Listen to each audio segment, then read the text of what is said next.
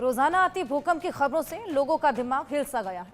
Myanmar की हालत देख लोग डरे हुए हैं और अब हिंदकुश पर्वत से आए भूकंप के झटकों ने सब कुछ हिला डाला।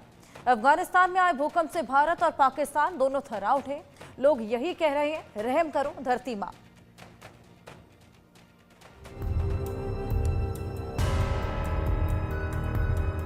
भूकंप के झटकों से हिला अफगानिस्तान का हिंदुकुश।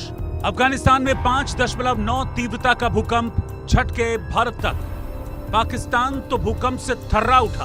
भूकंप के झटकों से हिला जम्मू कश्मीर, दिल्ली, एनसीआर। क्या आपको भी लगा भूकंप का तेज झटका? रहम करो धरती मां। अफगानिस्तान के हिंदुकुश में सुबह जोरदार भूकंप आया। भारतीय समय के मुताबिक भूकंप सुबह 4:43 पर आया। नेशनल सेंटर फॉर सिस्मोलॉजी के मुताबिक भूकंप की तीव्रता रिक्टर स्केल पर 5.9 मापी गई। इसका केंद्र बगलान के 164 किलोमीटर पूर्व में जमीन के नीचे 75 किलोमीटर की गहराई में था। इस भूकंप का असर पाकिस्तान, कजाकिस्तान के साथ ही भारत के भी कुछ इलाकों पर पड़ा। भूकंप के झटके दिल्ली, एनसीआर, उत्तर प्रदेश, हरियाणा, पंजाब, राजस्थान के कई हिस्सों में महसूस किए गए। लोगों का कहना है कि तड़के जब वो गहरी नींद में थे, अचानक धरती कांपने लगी, जिससे घबराकर लोग अपने घरों से बाहर निकल आए। हालांकि कहीं से भी जान माल के नुकसान की कोई खबर नहीं है। वहीं जम्मू कश्मीर के किश्तवाड़ में भी सुबह भूकंप के झटके महसूस किए गए। राष्ट्रीय भूकंप विज्ञान केंद्र ने बताया कि किश्तवाड़ में 2.4 तीव्रता का भूकंप आया था, जिसने लोगों को दिल पर हाथ रखने को मजबूर कर दिया। वाकया आज सुबह का है, जब आप लोग अपने घरों के भीतर थे और अचानक से भूकंप के झटके महसूस किए गए। तुरंत लोगों ने अपने घरों से बाहर निकलकर जो है वो देखा कि कहीं भूकंप के झटके ज़्यादा तीव्र ना हो, क्योंकि इससे नुकसान हो सकता है।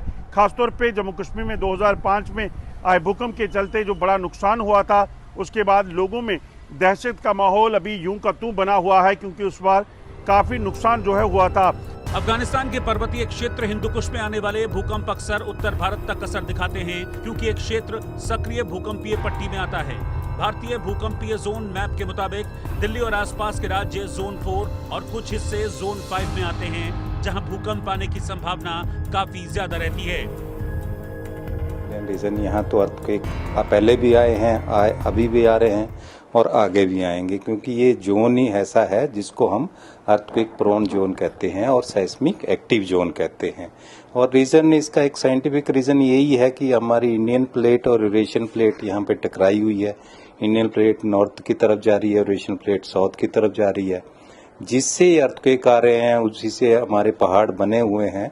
तो ये हमने इंडिया को 4 सेस्मिक जोनिंग मैप में बांटा हुआ है, जिसमें हाई सेस्मिक जोन हमारा हिमालय है, 4 और 5 में आता है। इन भूकंपों ने एक बार फिर से लोगों को भूकंप रोधी इमारतों और आपदा प्रबंधन की तैयारियों की अहमियत समझा दी है। म्यांमार की हालत सभी देख चुके हैं, इसीलिए खतरा बड़ा है।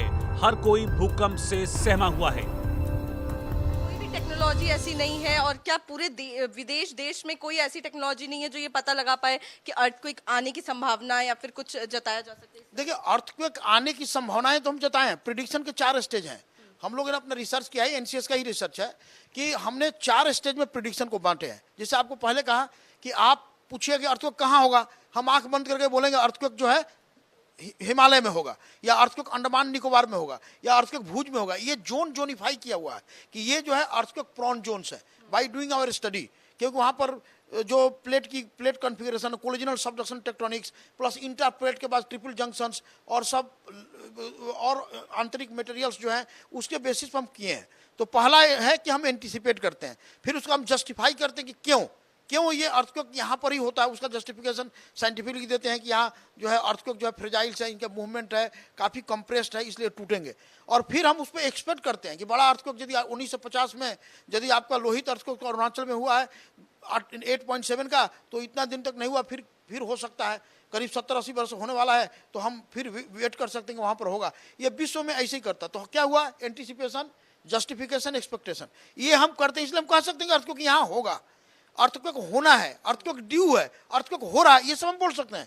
लेकिन कब होगा, कितना डेप्थ पे होगा और कितना स्ट्रेंथ का होगा, यही है प्रिडिक्शन। ये ऑथेंटिकेशन का जो स्टेप है, we have not still crossed. विश्व में कोई भी ऑथेंटिकेट नहीं कर पाया। हम जो अर्थक्वेक आता है, जिसको लोग अर्ली वार्निंग बोलते हैं, वो पी वेव होने के बाद मतलब अर्थक्वेक हो जाता है, उसके बाद का जो वेव आते हैं वो डेंजरस होते हैं, जैसे एस वेव, सरफेस वेव। तो हम देखते हैं कि पी वेव के बाद कितना देर के बाद एस वेव आएगा। तो वो डिपेंड करता है कि इपीसेंट्रल डिस्टेंस, मतलब सोर्स और रिकॉर्डिंग स्टेशन का कितना डिस्टेंस है। ज़्यादा डिस्टेंस है ज़्यादा टाइम मिलेगा, कम डिस्टेंस है तो कम मिलेगा। तो इसलिए प्रिडिक्शन, फोरकास्ट और prior to occurrence of the earthquake warning करना अभी तक विश्व में कहीं नहीं हुआ, लेकिन हम उसका जो है अध्ययन कर रहे हैं। साइंस कभी नहीं कहता कि नहीं किया जा सकता, ये तब किया जाएगा जब इसकी पूरी प्रोसेसेस को सही से समझ जाएंगे।